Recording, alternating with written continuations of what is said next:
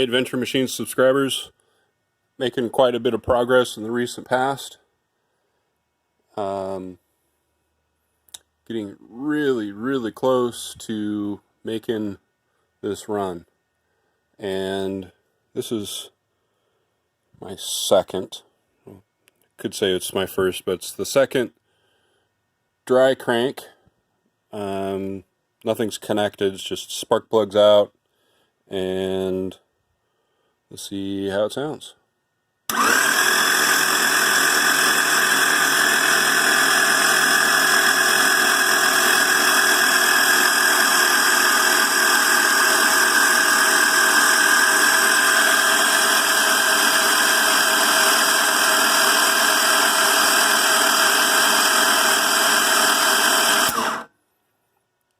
That was nice. First crank I didn't have any oil pressure. I was actually kind of concerned about that. Cranking pressure at 40 pounds. That's pretty good. Okay, well, let the battery recover, the starter motor. This right here, which is an empty box, is going to be the container for the coil drivers and the ignition or the injector drivers, and that is what's going on over here.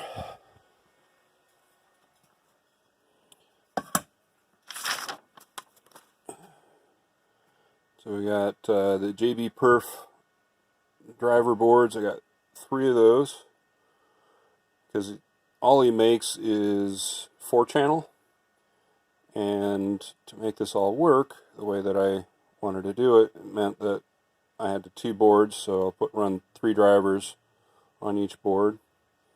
And then this board, the last components that I'm waiting for from Mauser are the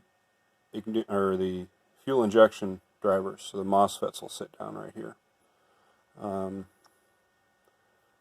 These BIP 373s I haven't soldered down yet because I still haven't quite completely figured out what I'm going to do, but I think I've got an idea. This case was originally made so that this had to slide on from the end and then the end plates would go on, but based upon what I need to do here and here, plus these amp seal connectors, there's a 14-pin connector, I machined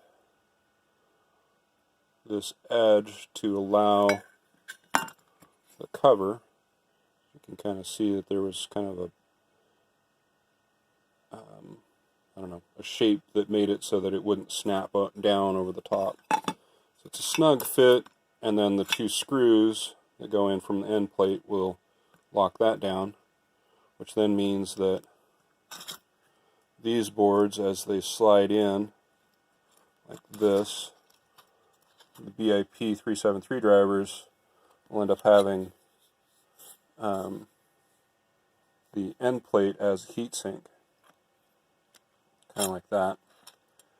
There's going to be fasteners that go through there into the end plate. But the opposite side, this side's going to have kind of the mirror image of that. And then the ignition driver, the injection drivers will go in the middle. And 3 of these bad boys will go in this top cover. That's part of the reason why I needed to make this top cover basically set down on top after the end plates are on. End plates will go on, 2 screws in the bottom, leads coming up off of the boards to the amp seal connector. It's going to set effectively right here, and then one on this end. So the one on this end will be the input, and then the 2 on the other end will be the output. 1 for the coils and 1 for the injectors. So that's the general plan.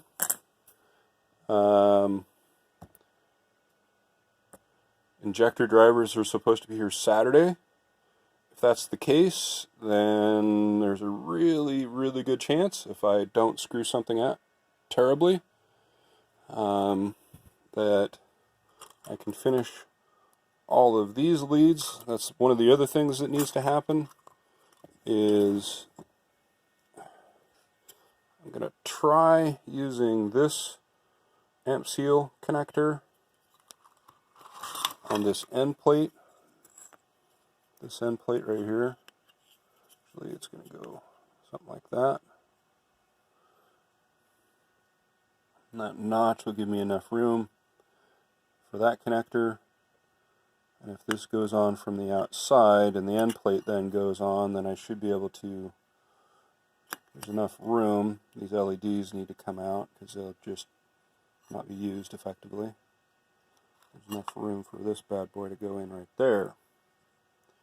And that gives me enough connections to get all this fancy stuff out from there through the firewall and to one of these connectors to run the external coil drivers and fuel injection drivers, which then will drive the coils and the injectors. So yeah, pretty exciting.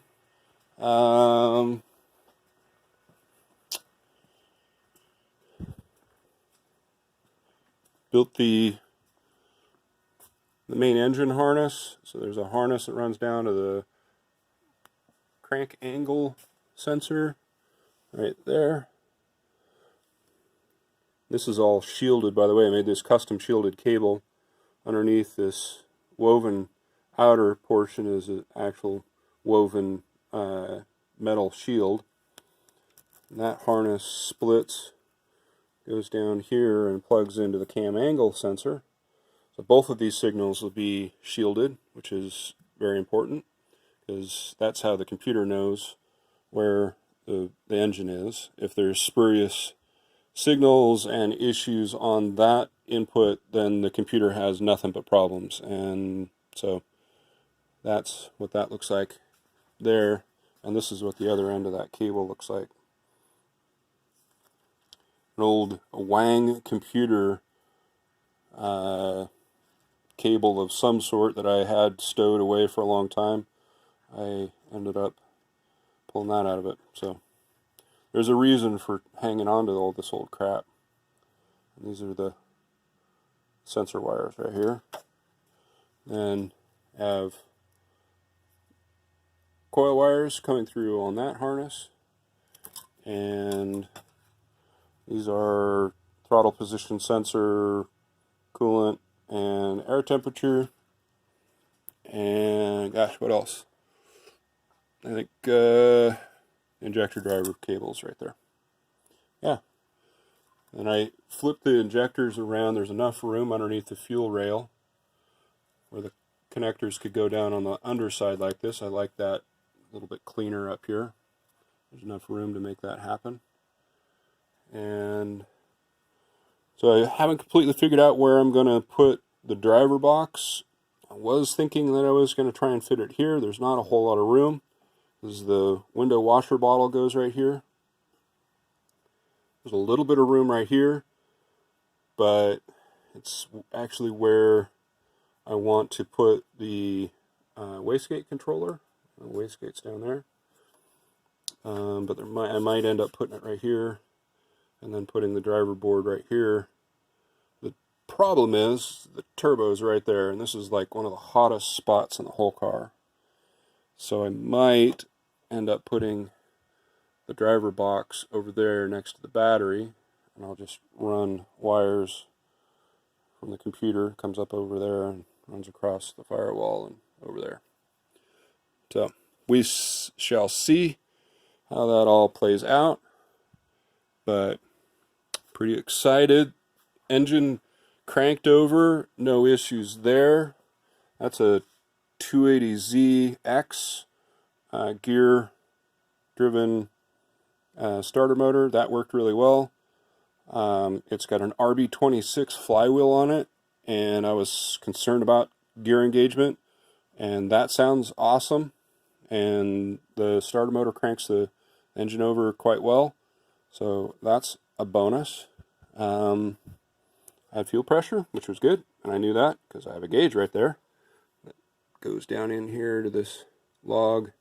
The log is fed from down here in the block. That line right there feeds the oil to the turbo. So, yeah. Intercooler is in place. I built that line, so this is all welded. The fitting there that was welded in. This goes around the corner, comes along the frame rail, comes up, and then goes into the turbo. I wanted to have as few couplers as possible. Hopefully this doesn't screw me in the future, because to get this out, the easy way is the intercooler's got to come free. It's got to come out and away to take it away from back there, so then I can take it free from there. So we'll see. I might end up putting like a V-band clamp somewhere in here. But, all right, well, enjoy. I have I say enjoy like I'm going to say nothing anymore, but my list is getting shorter. Things are getting struck off this list. Still need to run through the front suspension. When it was originally set up, the rack was clocked partially one direction, so that needs to get squared away. And then I could put rack boots on, and then the wheels are ready to go on the front end. The ECU, I got to finish the board mods and do my wiring diagrams and pinouts. Finish out a couple of my vacuum lines. Brake boost line, got to finish making that hose, map, HVAC, boost, blow-off valve, a couple lines need to go on there. And my main harness next to the engine is in a state of disarray, but I'm just kind of zip tying it together for right now. Finish the ends on these two harnesses, and run this into the cam and the crank angle and these guys into the computer, and that's good to go. Battery cables, found those. Just bought a brand new battery. Need to figure out what I'm going to do as far as the OEM tack. There's an output coming from the ECU that needs to get figured out. But yeah, there you have it. I'm super stoked. Got oil pressure, and it cranks over. And so hopefully the next video is it making putt-putt noises. Enjoy, guys.